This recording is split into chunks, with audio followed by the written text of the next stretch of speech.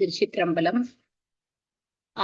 நம்ம நேத்திக்கு என்ன பார்த்தோம்னா, தத்துவங்கள் எல்லாம் சகசமாக ஆன்மாவில் பெத்தத்தில் இருக்கின்ற பெற்றி போல அப்படின்னு பார்த்தோம்.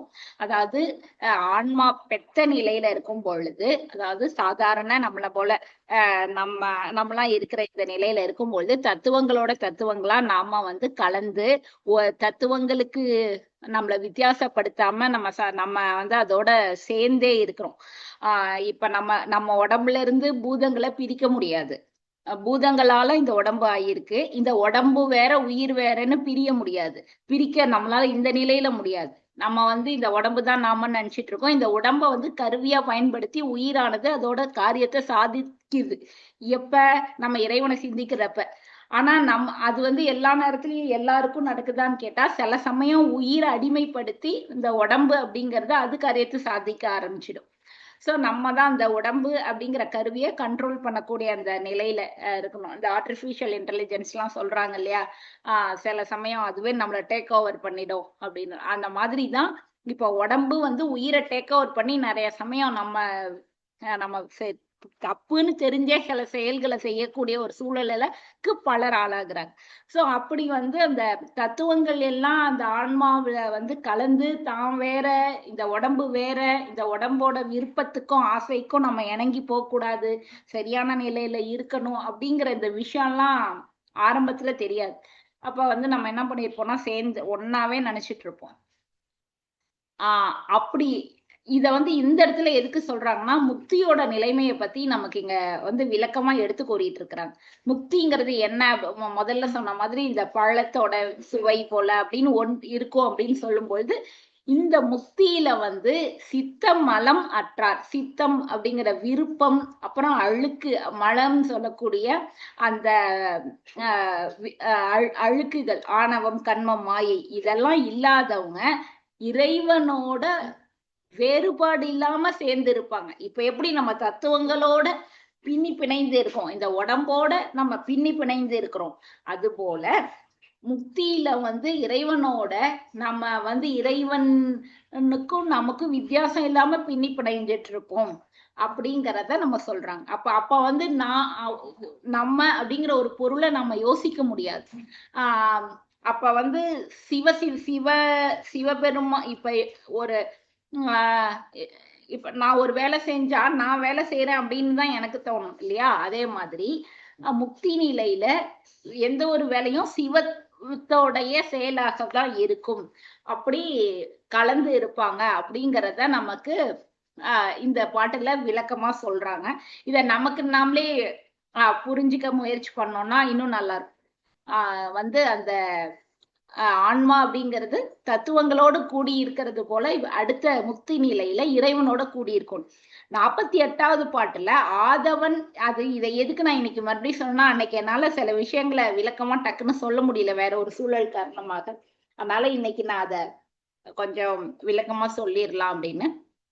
48வது பாட்டு தான் இன்னைக்கு நம்ம பார்க்க வேண்டிய பாட்டு.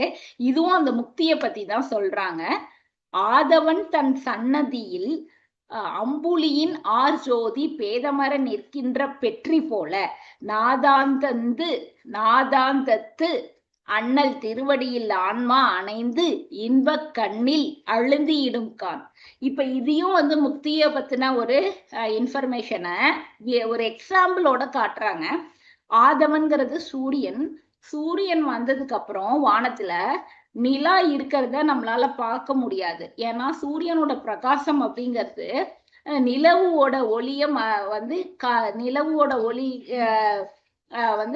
நம்மளால பார்க்க முடியாது. இப்ப நட்சத்திரங்களுமே பார்த்தோம்னு வச்சுக்கீங்களேன், இரவு நேரத்துல நம்மளால பளிச்சுன்னு பார்க்க முடியும். இப்ப பகல் நேரத்துல அது எங்கேயாவது போயிடுச்சா அப்படின்னா அது எங்கேயுமே போகல, அது இங்கேயேதான் இருக்கு.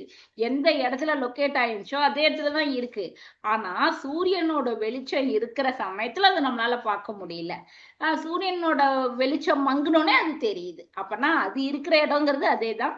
பட் சூரியனோட ஒளியில அது முளைச்சு தோன்ற முடியாத அது கலந்து அந்த வானத்துல அது கலந்து அப்படியே இருக்கு. அது போல இந்த ஒரு எக்ஸாம்பிள் மட்டும் வச்சுக்கிறாங்க. இதுல நம்ம அந்த சயின்ஸ் என்ன அப்படிங்கறதெல்லாம் பார்க்க வேணாம். இதுல என்னன்னா சூரியனோட வெளிச்சம் வரும் பொழுது இது வந்து முளைத்து தோன்றாம அதோட ஒன்றிணைஞ்சு போயிடுது இல்லையா, அதை மட்டும் பார்க்கலாம். பார்க்கும் பொழுது அதே மாதிரி பேதமர நிற்கின்ற பெற்றி போல நாதாந்தத்து அண்ணல் திருவடியில், நாதாந்தம் அப்படிங்கிற உயர்ந்த 36வது தத்துவத்துக்கு மேல இருக்கக்கூடிய நம்ம சுவாமியோடது இந்த நாதாந்தத்து அண்ணல் திருவடின்னு சொல்றாங்க. அதாவது இந்த நாதாந்தத்துக்கும் அப்பாற்பட்டவர். நாதாந்தம் தான் எல்லையான்னு கேட்டா கிடையாது, நாதாந்தத்துக்கு மேல சுவாமி இருக்கிறாரு. இது வந்து நம்ம தத்துவங்களோட படிநிலையில தான் 36 நாதாந்தம், அதையும் அதற்கும் அப்பாலுக்கு அப்பாலாய் அப்படின்னு சொல்ற மாதிரி அதற்கும் மேல.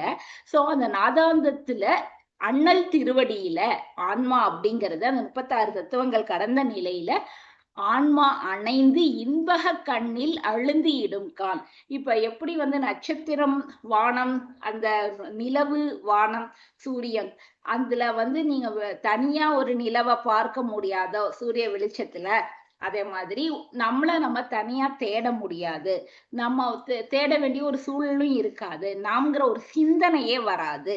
அப்படிங்கறதுதான் இங்க வந்து நம்ம அழிஞ்சு போகல, அதுக்காக சொல்ல வர. அதாவது நம்ம நிலவு அப்படிங்கிறது அந்த இப்ப காணா போயிடுச்சா பகல் நேரத்துல, இல்ல அது இருக்குதான், நமக்கு அது தெரியல.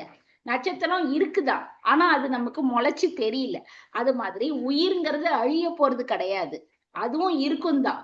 ஆனா அது வந்து சிவமாக ஒரே ஒரே மாதிரி தான் அது செயல், அது எல்லாமே இந்த இறை சிவனத்தோட சேர்ந்து இருக்கும். இப்ப நம்ம சாப்பிடுற சாப்பாடு எல்லாமே சேர்ந்து குருதியா மாறிடுது. இப்ப நம்ம லட்டு சாப்பிட்டோம், பாவக்காய் சாப்பிட்டோம், ஆனா எல்லாமே உடம்புல ஒன்னாதான் சேர்ந்து இதுல ஒரு குருதியா மாறிடுது. இப்ப நம்ம லட்டை தனியா தேட முடியுமா, இல்ல பாவக்காய் எங்க இருக்கு, நம்ம சாப்பிட்டது எந்த இடத்துல இருக்குன்னு தேட முடியுமா, முடியாது இல்லையா. அதே போலதான் அதுதான் வந்து இந்த இடத்துல சொல்றாங்க, நம்ம ஆன்மாவும் வந்து அப்படி இருக்கும் அப்படின்னு சொல்றாங்க. திருச்சிற்றம்பலம். இந்த பாட்டோட இதுதான், அதாவது முக்தியோட நிலையை பத்தி சொல்றாங்க. ஆதவன் தன் சன்னதியில் அம்புலியின் ஆர்சோதி பேதமர நிற்கின்ற பெற்றி போல நாதாந்தத்து அண்ணல் திருவடியில் ஆன்மா அணைந்து இன்பக கண்ணில் அழுந்து இடும் கான். திருச்சிற்றம்பலம். திருவதிகை மனவாசகம் கடந்தார் திருவடிகள் போற்றி போற்றி, மெய்கண்ட தேவநாயனார் திருவடிகள் போற்றி போற்றி. சிவாய நம. திருச்சிற்றம்பலம்மா. வித்யாம்மா, இன்னைக்கு நீங்க சிறப்பான நாள் சொன்னீங்க இல்லையா, அதை நீங்க சொல்லுங்கம்மா. திருச்சிற்றம்பலம்.